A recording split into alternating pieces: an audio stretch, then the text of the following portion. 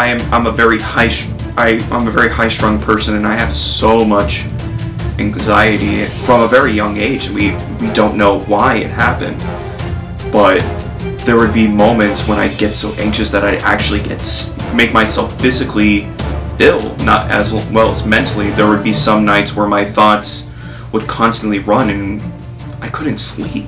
I would be waking up at least 5 to 6 times in the middle of the night, and when I get anxious, I shut down completely.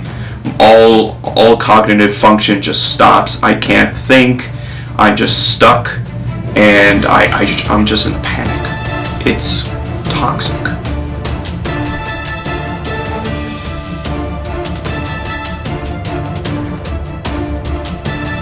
What do you see when you look in the mirror? See, I used to actually not be able to look at myself in the mirror. I used to hate my reflection. It wasn't even just physical, it was literally also mental and emotional, that I just hated I had so much self-hate for myself, and I don't know why.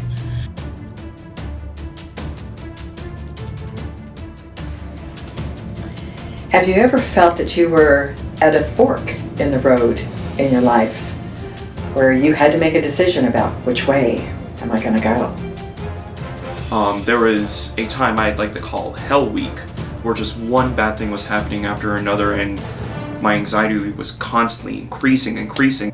I always chose the road of keep going, and it honestly turned out well in the end, because I completed and I'm going to graduate, and it's great. Sometimes it wasn't an easy road to pick, but in life sometimes the hardest roads are the roads you need to go on.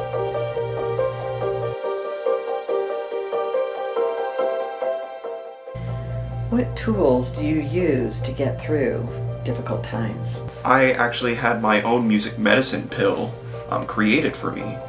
To my understanding, it's usually a once a week, not a once a week, a listening a day, but for me, I was prescribed 2 listenings a day. And I'll tell you, with everything that was going on, being away from home, all the anxiety I was feeling, and the new situation I was in, there were a lot of feelings that came up. So many feelings, and it wouldn't always fit with the mood sequence formula. Sometimes when I was feeling really anxious, it would just continue on even through the soothing and the energizing. Or sometimes it would be the other way around, that I would be okay. Sometimes I would just continue crying. Sometimes that actually affected my sleep, but it was because there was still stuff I was still getting out. And once I was finished with the 2 weeks, even past that, I still listened to it at least once a day, and eventually my emotional regulation was so much better. Whenever I was getting anxious, it wouldn't be as clouding. I could actually picture it, see through the fog a little bit. And it just really improved me for the better.